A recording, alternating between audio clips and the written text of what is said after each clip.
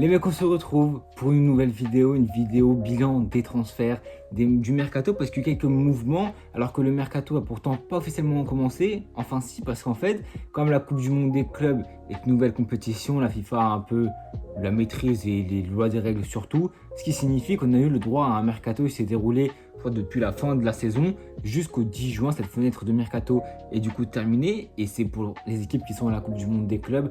Ils ont pu se renforcer intelligemment, faire quelques petites routes sur leur effectif, où certaines équipes ont vraiment allongé le chéquier. Je pense évidemment Manchester City.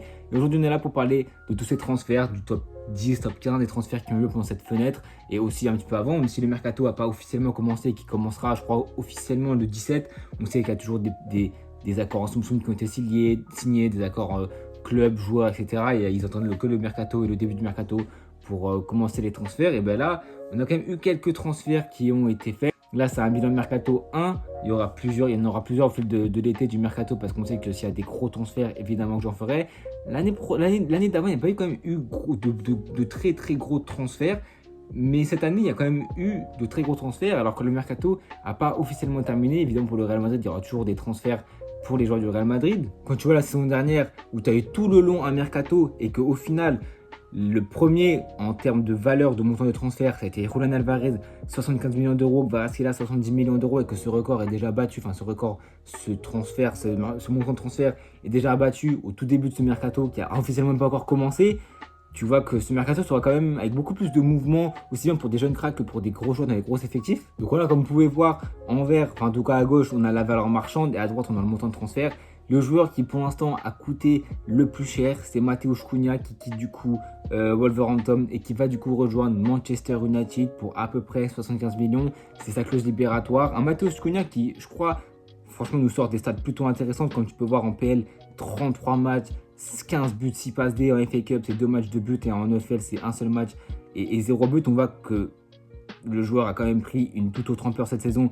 Un United qui a peiné cette saison en Première Ligue, qui a réussi à arriver en finale d'Europa League, mais qui a perdu. Je me demande si ce 11 potentiel qu'il y a sous vos yeux pourrait être le prochain 11 de Manchester United, en tout cas titulaire, parce que je pense que l'équipe a besoin de très très gros renforts, notamment offensivement. Là où Mateusz Cunha peut rentrer dans le demi-espace gauche, remplacer potentiellement Alejandro Garnacho qui s'entend plus du tout avec Ruben Amorim, mais je pense que c'est l'option principale. Il est déjà fait. On a aussi Bryan Mbeumo qui fait une énorme saison.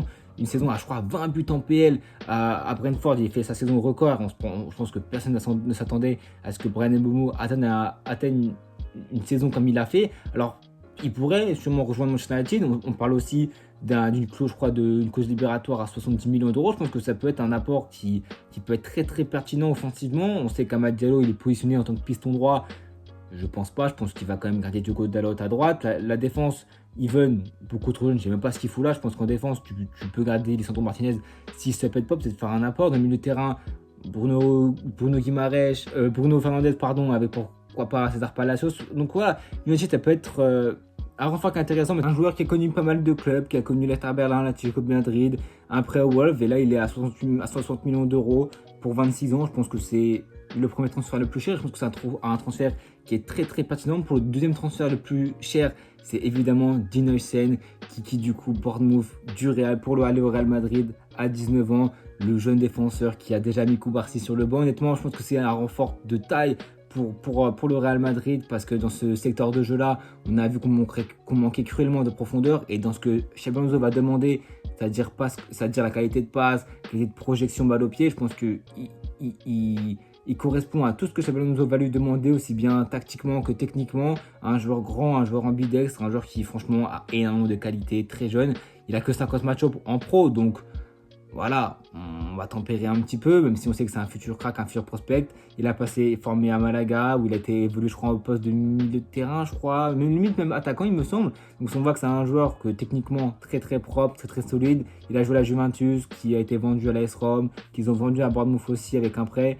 Et alors le Real Madrid a pris une très grosse saison, côté de Zabarni notamment, où il avait un rôle de régulateur, de première rampe de lancement. C'est pour ça que je pense que ce Dean Huijsen, aux côtés de pourquoi pas Rudiger, Asensio, ça dépend de la défense à 2 ou à 3. Je pense que c'est un mec qui, avec sa position, quasiment 1m97, quasiment 2 mètres, je pense que contre 2030 en plus, je pense que ça peut être qu'un renfort de taille pour le Real Madrid et une grosse perte évidemment pour Bournemouth. Le troisième transfert le plus cher, le plus valorisé à l'heure actuelle, bon, c'est pas forcément marqué sur Jérémy Frimpong, mais moi j'ai envie de parler de Ryan Cherki qui a été officialisé à Manchester City. Au moment où je fais la vidéo, je vais vous montrer sur Twitter, au moment où je fais la vidéo, il a été officialisé. 42,5 millions d'euros plus 6 millions en bonus et une prime, enfin une plus-value de, enfin plus 15% pardon, sur une éventuelle plus-value future si City vend. Lyon aurait plus 15% sur la plus-value, donc ça sera très compliqué. J'ai fait un TikTok en parlant de ça parce que je pense que ça peut être, enfin c'est forcément pour Ryan Cherki un step-up inattendu, jouer sous Pep, jouer pour la première fois en Ligue des Champions, même s'il a déjà fait 2 matchs en 2019-2020, c'est un vrai step dans sa carrière. Un step où on ne s'entendait pas forcément à un club aussi gros. J'aurais peut-être vu que voilà, dans un club intermédiaire en Bundesliga, on sait qu'il peut avoir de l'espace, qu'il peut se régaler. C'est sa première saison avec une vraie régularité. Il doit être à, je crois, 17 buts, 20 passes décisives cette saison, toutes compétitions confondues. On voit 11 passes D en Ligue 1, 8 en Europa League, une seule en Coupe de France, donc ouais, ça fait 20 passes D, 8 buts, c'est clairement une saison record pour lui, et je pense que c'est peut-être une marche un petit peu haute pour lui. Je pense qu'il a évidemment la qualité, parce qu'on sait que c'est un joueur qui cette saison pas s'est révélé, parce qu'on connaissait ses qualités, mais il a été très performant, il a été très régulier pendant sa performance, où je trouvais qu'il y a eu très peu de moments de creux, j'ai trouvé qu'il était dans la pleine plénitude de ses moyens, et je pense qu'il peut clairement faire du bien à ce City. Mais je me demande si la marche n'est pas un peu trop. Dans une semaine, il va jouer la Coupe du Monde des clubs avec City, où comme on peut voir, il y a Wydad dans le groupe Al Ain et Juventus. Donc il pourra prendre ses marques, mais dans un Manchester City qui a quand même beaucoup de qualité, on peut voir le 11 que j'avais enregistré. C'est vrai que Manchester City, ils se sont renforcés d'une manière incroyable avec Cherki, avec aussi Ait Nouri, que je vais en parler juste après, et aussi potentiellement Tijani Rider. Dans ce secteur offensif, avec Doku, Marmouche, Foden, ça fait envie. T'as Savio sur le banc, t'as Oscar Bob, bon, Grealish va partir, mais t'as beaucoup de qualité, peut-être un petit peu offensif, mais est-ce qu'il va pouvoir réussir à faire son trou? Il y a un joueur de plus en plus dans la compo, je viens de me rendre compte, 4-2-4-1, c'est impossible. Oui, donc pour moi, Cherki, il va falloir qu'il bataille dans cette équipe parce que sa place ne sera clairement pas gagnée. Et il faut voir s'il va pouvoir comprendre la méthodologie Klopp, s'il va plus courir, parce qu'on sait que c'est un joueur qui balle au pied techniquement très fort, mais dans les efforts, peut-être que c'est un peu moins le cas, alors qu'on sait qu'à Manchester City, tout le monde défend, tout le monde attaque, c'est très bien rodé. Donc je demande s'il va se mettre dans le moule de Manchester City et s'il réussit à imprimer ce que Pep Guardiola va lui demander. Je pense que ça peut être que bénéfique pour lui. City ne prend pas trop de risques, 40 millions d'euros, si c'est un flop, c'est quand même un joueur qui gardera une certaine cote, parce qu'il a montré beaucoup de choses avec l'équipe de France notamment, avec Lyon. Donc pour moi, je pense que c'est un pari bon pour tous. Et même Cherki, même s'il ne réussit pas forcément à City, il a quand même City sur son CV, donc je pense que ça peut être que bénéfique pour lui. Pour ce qui est du goût de Manchester City, il y a Ryan Ait Nouri, j'aime beaucoup son profil, un piston gauche de 24 ans qui honnêtement, offensivement, apporte tellement, mais aussi une très grosse solidité défensivement, un joueur qui est formé en France, si je ne me trompe pas, je ne peut-être pas formé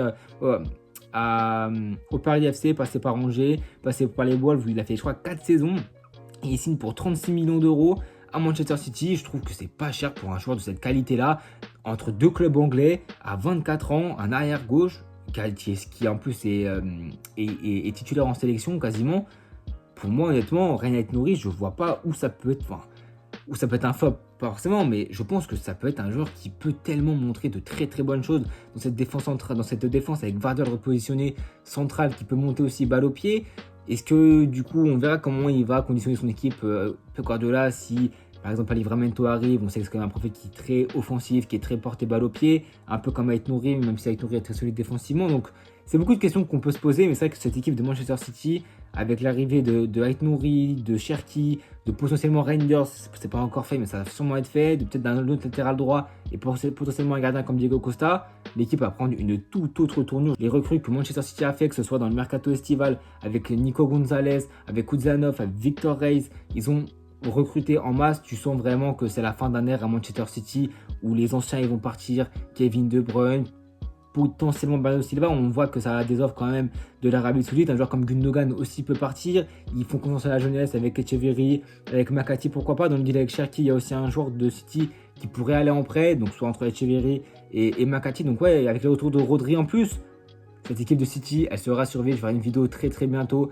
sur top 10, top 8 plutôt des équipes à suivre et des joueurs à suivre et des transférés, parce qu'honnêtement, ce mercato va beaucoup bouger. Les équipes vont beaucoup se renforcer parce qu'il y a beaucoup de matchs qui vont arriver. Donc ouais, franchement, Cette équipe de Manchester City qui a fait un vrai trou cette saison, c'est très bien renforcé, avec beaucoup de jeunesse, avec aussi de l'expérience. Ils ont gardé quand même quelques cadres.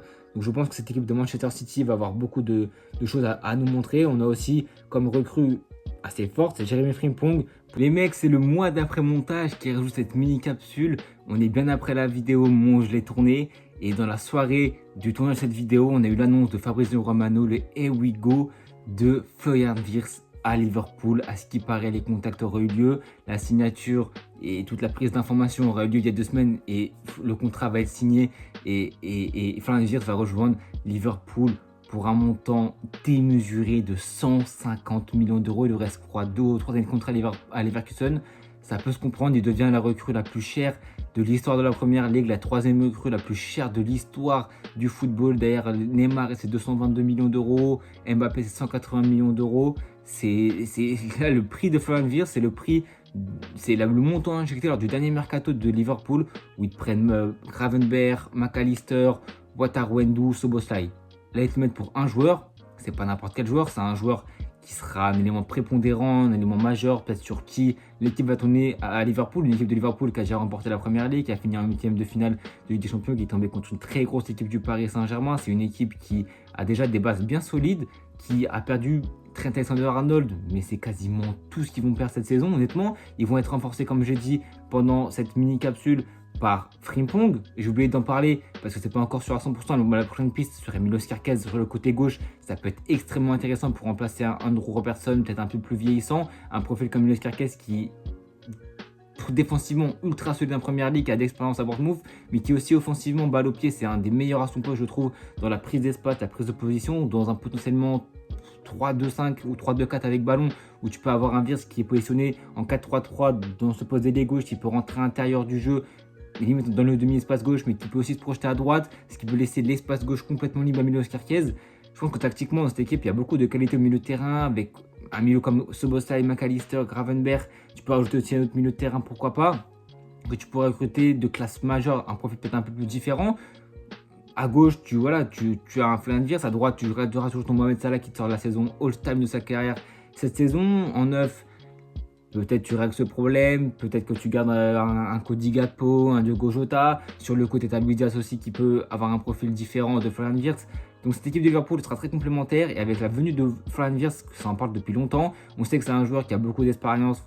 Même s'il est très jeune, il a réussi à remonter 2 fois des croisés. Il est revenu de fort belle manière avec, je crois, le trophée de meilleur joueur de Bundesliga ou un truc comme ça. Mais on sait les qualités qu'il a, balle au pied, dans la prise d'espace, dans les petits périmètres, les dribbles, la percussion, la finition. C'est un joueur hors pair, c'est un joueur typique Musiala. Et quand tu vois Manchester City qui nous prend un Ryan Cherki et que Liverpool rétorque avec un Florian Wirtz, tu sens que la Première Ligue et la course à l'APL sera dantesque avec des joueurs de haute qualité et des joueurs qui techniquement sont purs, léchés et fins. Les gars, je vous laisse avec le suite de la vidéo. C'est Jérémy Frimpong pour 40 millions d'euros, la clause libératoire pour un latéral de sa trempe, de son niveau, de sa jeunesse, du potentiel qu'il peut montrer. Pour moi, c'est exceptionnel de prendre ce joueur à 40 millions d'euros après des saisons à Leverkusen. Il est formé en plus à Manchester City, il va chez Liverpool. Donc franchement, dans ce poste de latéral droit, alors que tu as Trent qui est parti, cette équipe de Liverpool a montré de très bonnes choses cette saison, avec des renforts comme Frimpong qui offensivement, dans le dos de Salah, ça va être un régal. Il n'aura pas la même qualité de passe que Trent, mais c'est vrai qu'offensivement, tout ce qu'il a apporté la saison dernière surtout, il a peut-être un peu moins sorti cette saison, mais on se rappelle de cette saison dernière où il fait une saison avec Grimaldo complètement lunaire. Offensivement, les fers de lance sur les côtés, ils ont un rôle prépondérant dans le 3-4-3 de Xabi Alonso. Ça ne sera pas forcément la même configuration, pas forcément les mêmes choses qui seront demandées, mais je vois très peu de monde où le transfert de Frimpong à Liverpool est un flop. Un joueur comme ça, avec une qualité, où ce qu'il a montré, et la jeunesse, pour moi, ça peut être clairement qu'une pure réussite. Pour ce qui est de Chelsea, évidemment, eux, ils dépensent 400 millions d'euros par mercato. Ils ont pris le jeune attaquant Liam Delap, qui a joué, si je ne me trompe pas, à Ipswich, où il sort une saison à 12 buts. J'ai envie de vous dire, ils l'ont pris pour combien, Liam Delap? Ils l'ont pris pour 35 millions d'euros. Ils ont pris aussi Estevao à combien? À 40 millions d'euros. Est-ce que c'est judicieux? Je pense pas. Quand tu vois l'effectif de Chelsea, la page Transfermarkt, tu n'avais même pas chargé tellement il y a de joueurs offensivement. Tu as Nkunku, tu as Marc Hughes, tu t'es fait prêter, tu as Jackson. Sur les côtés, t'as Sancho, Mudryk, t'as le jeune Terry George, t'as Neto, Madueke. Je sais même pas comment Masqué va se débrouiller avec tout ce machin. T'as Estevao qui arrive au milieu de terrain, t'as Palmer, t'as Max Samogou évidemment qu'on va évidemment beaucoup attendre, même si je pense qu'il y aura beaucoup de joueurs qui sont prêtés à Strasbourg. Peut-être aussi le retour, pourquoi pas, d'André Santos dans ce milieu de terrain aux côtés de Caicedo, Fernandez. Ça peut être une recrue de taille dans ce genre de milieu récupérateur. Cette équipe de Chelsea, elle a beaucoup de potentiel, elle a beaucoup de joueurs de grande qualité. Quand tu vois sur les côtés, ils veulent même. Et je pense que là, ils commencent à comprendre que c'est une erreur de prendre trop de jeunes. Ils ont été sur McMaignan. Les transferts seraient un peu plus compliqués, ça se ferait sûrement pas. Mais ils se rendent compte peut-être que prendre que des jeunes, l'équipe la plus jeune de l'histoire de la première ligue, c'est pas forcément judicieux. McMaignan aura fait beaucoup de bien, mais je pense qu'il faut se pencher sur des cadres, sur des joueurs d'expérience. Quand tu vois la moyenne d'âge, les défenseurs, ils ont pris Mamadou Sarr aussi de Strasbourg, mais ils l'avaient déjà acheté de base. Mais franchement, je me demande comment Maresca va composer. Il a du talent à toutes les lignes, ça c'est indéniable. Un joueur comme Lévi Colville, c'est très solide défensivement. Wesley Fofana, Badiachi, Adarabioyo, Cucurella, Malo Gusto. Il y a beaucoup de qualité. Maintenant, il faut savoir comment tu fais jouer tes joueurs. Tu fais jouer tes joueurs. Quel type de profil tu veux. Parce qu'on sait que Chelsea, c'est pas le porte-monnaie qui va être vide. Donc on sait très bien qu'ils veulent se renforcer autant de fois qu'ils le veulent. Donc ouais, franchement, Chelsea, ça sera toujours une équipe à surveiller dans tous les cas. Parce que c'est une équipe qui, avec les moyens qu'ils ont, ils n'ont pas toujours bien travaillé, mais je pense qu'il peut y avoir quand même beaucoup de qualité dans cette équipe. Quand on peut voir, tu vois, là, le top 10, là, j'ai fait quasiment tous les joueurs. Moi aussi, j'ai envie de parler de Mohamed Amoura, évidemment, mais avant ça, Job Bellingham, évidemment, qui retombe sur les traces du frangin de Jude, qui va du coup rejoindre le Borussia Dortmund pour un contrat de, il me semble, je crois, c'est 4 ans, si je ne me trompe pas.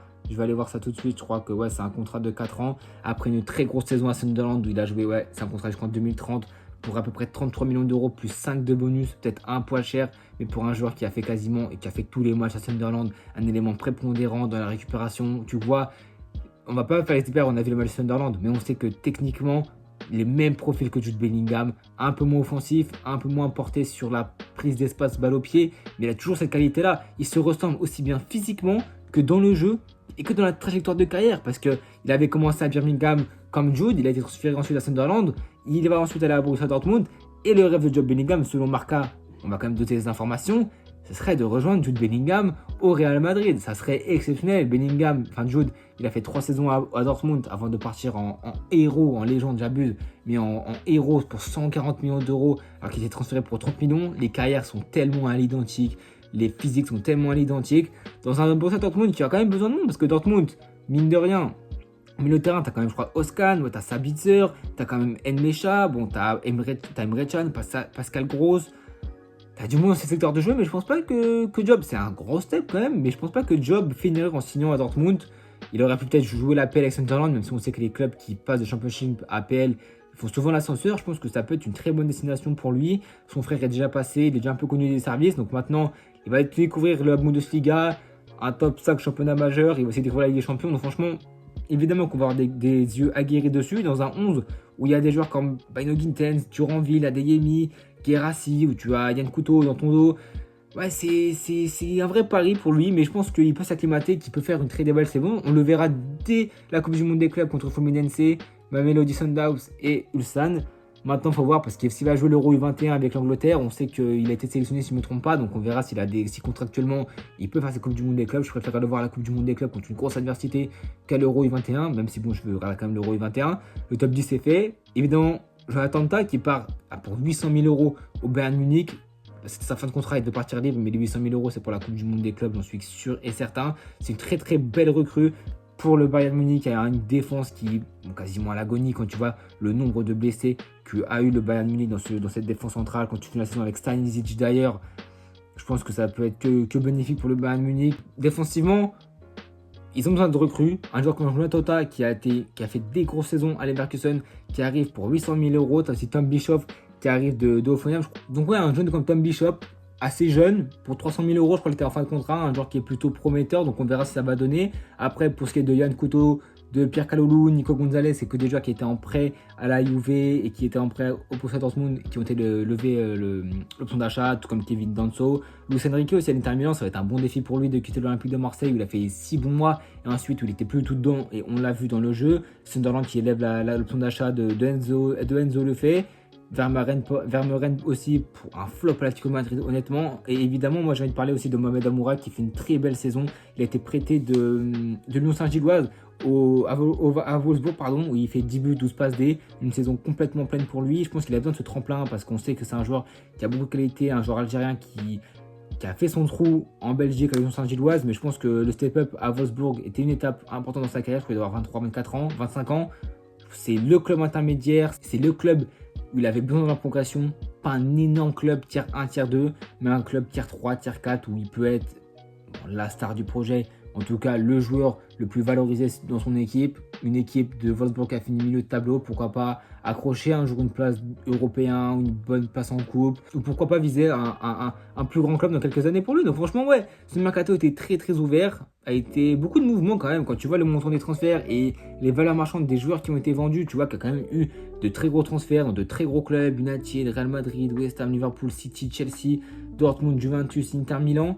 Il y a eu des renforts dans beaucoup d'équipes et pourtant ce n'est que le début. Donc franchement, on va suivre ça avec attention. Donc voilà pour le mercato de cette Coupe du Monde des clubs, de ce pré-mercato. Le vrai mercato, il commencera je crois le 17 et il terminera comme d'hab un peu avant la fin août. En tout cas, dites-moi en commentaire de ce que vous pensez de ce mercato. On se retrouve évidemment très bientôt pour de prochaines vidéos parce que même si la saison est quasiment terminée, il reste l'Euro U21, la Coupe du Monde des clubs. 2 jours avant la Coupe du Monde des clubs, avant le premier match, Paris Saint-Germain à Atlético Madrid, je vais faire une vidéo pour expliquer un peu le format, qu'est-ce que sont les points positifs, les points négatifs, qu'est-ce qui va se passer, comment ça va s'organiser, dans quel pays, bref.